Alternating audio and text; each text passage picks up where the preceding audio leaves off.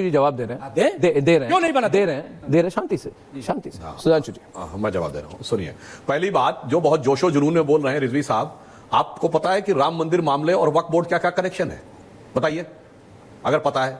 हवा मत बोलिए, फैक्ट के साथ बोलिए, डेट के साथ। पता है, नहीं पता है तो मैं पता क्यों नहीं है? यही मैं राजनीति बताना चाहता हूं। सुन्नी सेंट्रल वक्फ बोर्ड राम मंदिर मामले में पक्ष ही नहीं था, वो दिसंबर 1961 में बना है।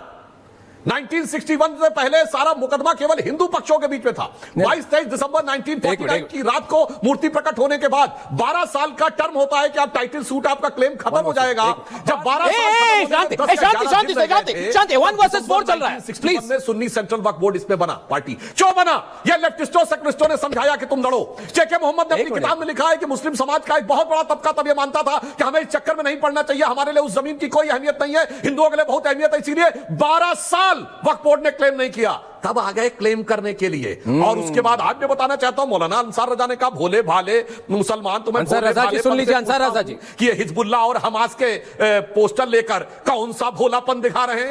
ये फिलिस्तीन और हमास के नारे लगाकर कौन सा भोलापन दिखा रहे हैं? भोले भाले हिंदू कह रहे हैं ना। हाँ, यस, वेरी गुड।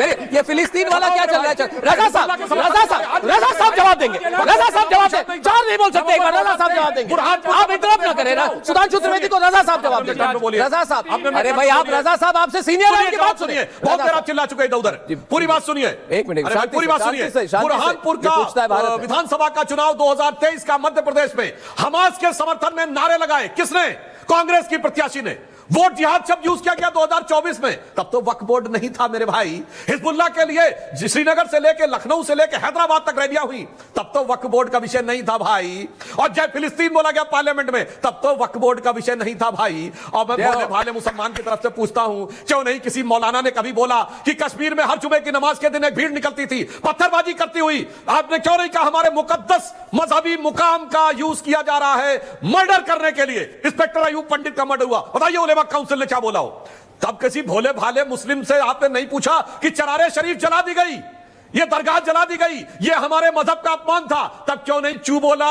अब किसी भोले भाले मुसलमान को क्यों नहीं बताया कि सबसे मुकद्दस मस्जिद मुसलमानों की हिंदुस्तान में है तो हजरत बल है, जहां मोहम्मद साहब का मुंह मुकद्दस रखा है, उस पर आतंकवादियों ने कब्जा कर लिया मेरे भाई। तब भी कोई नहीं बोला कि हमारे मुकद्दस मुकाम के साथ क्या हो रहा है। ये भोला समझ रखा है, क्या समझ रखा है? ये भोले भाले हिंदू की बात नहीं है, भोले भाले मुसलमानों के ऊपर नहीं, खुद बोलिए, खुद सुनिए। नहीं, रजा साहब कुछ तो बोले करने वालों को, देखिए, वरना मैंने आधा दर्जन उदाहरण बनाए। एक मिनट, अभी मौका है रशीद शरीफ साहब का।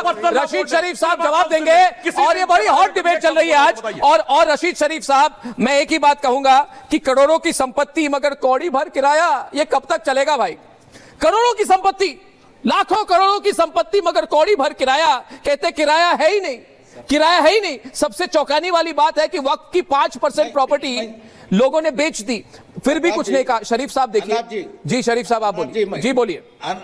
अनाब जी जी सर, मैं सदाशिव जी से एक बात पूछना चाहता हूं कि ये वक्फ बिल है सो, ये वक्फ प्रॉपर्टीज है सो, ये मुसलमानों से ताल्लुक है इसका। मैं सदाशिव जी से पूछना चाहता हूं, क्या कर रहे हैं तुम? पूछता है भारत पंडितों को क्यों नहीं लाए कश्मीर से? पूछता है भारत तुमसे क्यों नहीं लाए 11 साल में? कश्मीरी पंडितों को क्यों नहीं लाए? मुद्दे पर रहिए शरीफ साहब, मुद्दे पर रहिए, मुद्दे पर रहिए, हो गए तुम लोग, मुद्दे पर रहिए। नहीं, मैं ये बता रहा हूं अर्नब जी, जब से ये बिल पास हुआ बीजेपी आरएसएस पूरे एक्टिव क्यों हो गए?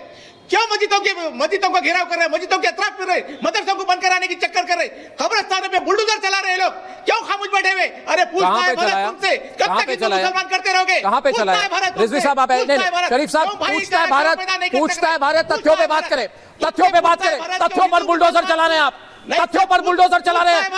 सच्चाई से बात करें। कैसी बात कर रहे हैं आप? मैं चैलेंज करता हूं रशीद साहब, मैं चैलेंज करता हूं रशीद शरीफ साहब। एक मिनट, रशीद शरीफ साहब, ये रशीद शरीफ साहब मेरी बात सुनिए, मेरी बात सुनिए। रशीद शरीफ साहब मेरे ही प्रोग्राम का, एक मिनट, सुधांशु जी, कुछ नहीं है जी, सुधांशु जी पूछता है भारत, आपका प्रोग्राम है। मैं पूछता हूं हिंदू मुसलमान कब सुकून से रहेंगे देश में? मैं पूछता हूं।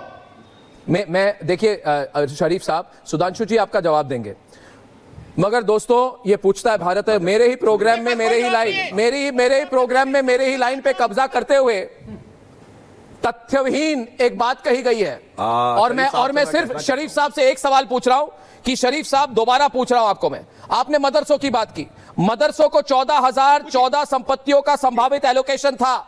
कब्रिस्तान की बात की तो कब्रिस्तान को 1,50,570 संपत्तियों का संभावित एलोकेशन था। तो मुझे बताइए वक्फ में कितने मस्जिद, कितने मदरसे, कितने कब्रिस्तान और कितने स्कूल बनाए? एक का नाम ले लें। पूछता है भारत, नाम लीजिए, नाम बताइए। ये चैलेंज है मेरा, नाम बताइए। क्यों नहीं किया? किसने रोका?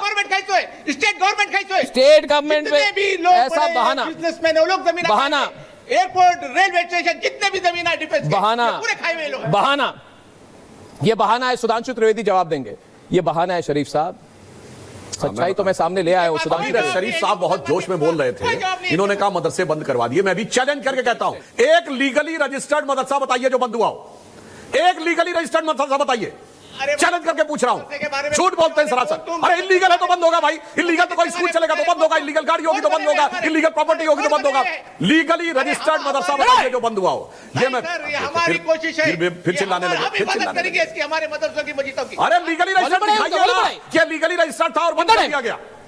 जवाब बताइए। लीगली रजिस्टर्ड था तो बंद कर दिया गया, बताइए। एक नहीं है आपके पास। लीगली रजिस्टर्ड कब्रिस्तान बताइए, एक नहीं है। और मैं मौलाना साहब आपसे पूरे अदब से पूछता हूं, इस्लाम में कब्रिस्तान का कॉन्सेप्ट है? नहीं है। पक्की कब्र का कॉन्सेप्ट ही नहीं है। कब्रिस्तान का कॉन्सेप्ट कहां से आया? रजा साहब, अंसार रजा साहब जवाब दें। और इस बारे में रजा साहब जवाब देंगे। जवाब दें। जाकिर नाइक जैसे लोगों का वीडियो अवेलेबल है।